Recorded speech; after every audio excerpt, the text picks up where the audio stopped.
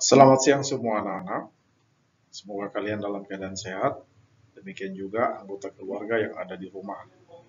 Saat ini kita akan melaksanakan pembelajaran secara daring atau pembelajaran online. Mata pelajaran IPA Biologi kelas 8. Yang pertama sekali kita bahas di dalam materi biologi ini adalah bab 1 tentang sistem gerak manusia. Sebelum kita masuk ke sistem gerak manusia, sedikit Bapak kembali ke belakang.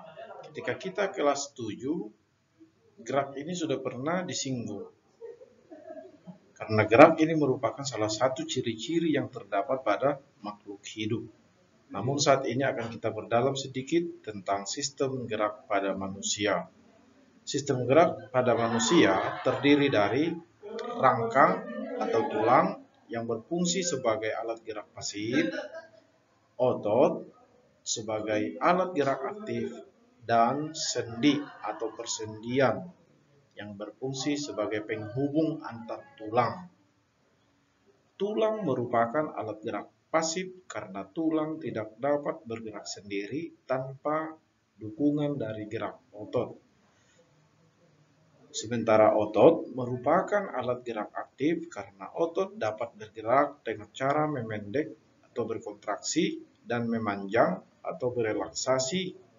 Gerak otot dipengaruhi oleh energi ATP yang berasal dari proses oksidasi sel yang terjadi di dalam otot itu sendiri.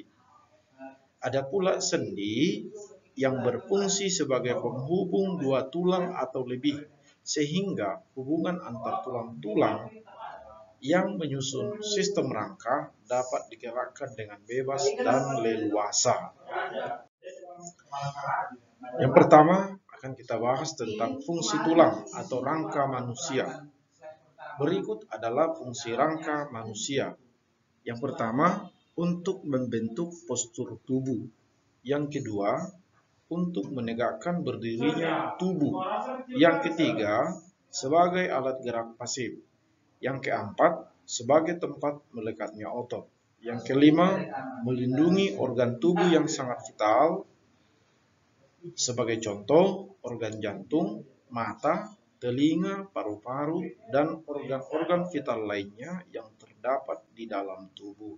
Yang keenam adalah sebagai tempat produksi sel darah merah dan sel darah putih. Yang kedua adalah jenis-jenis tulang. Jenis tulang ini dapat dibedakan dari segi aspek tertentu.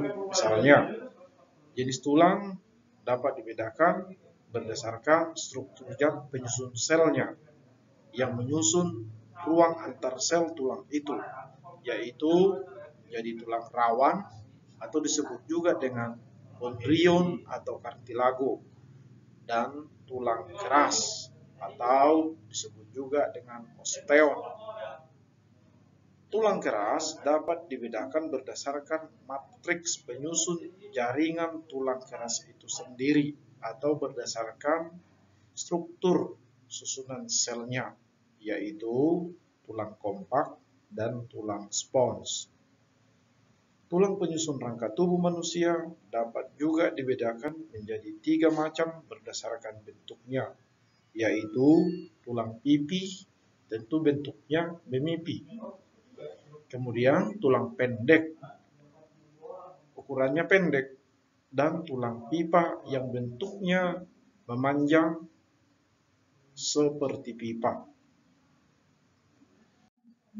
Perhatikan gambar berikut ini. Di sini ada gambar dari bentuk-bentuk tulang. Misalnya di sini tulang pendek diambil dari ruas-ruas tulang belakang yang menyusun tulang belakang manusia. Artinya bahwa tulang belakang itu merupakan contoh dari tulang pendek.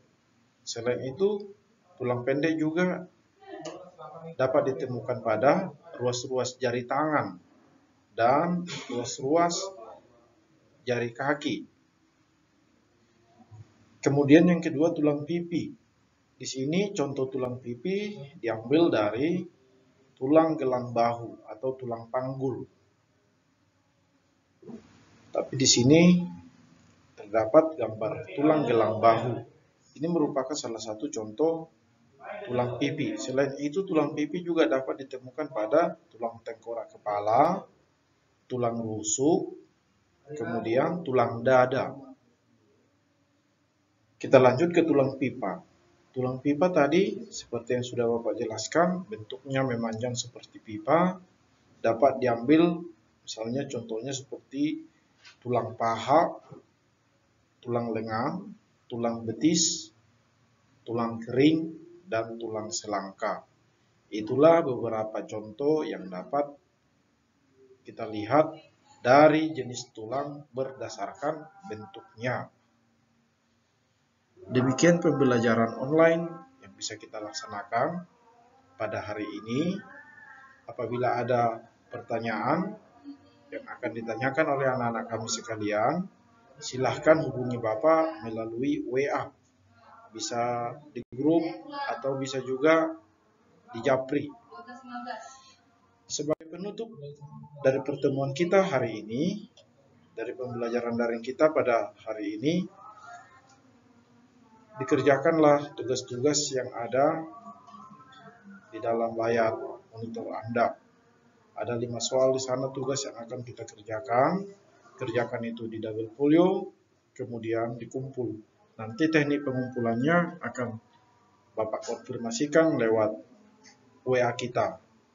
Sekian dan terima kasih.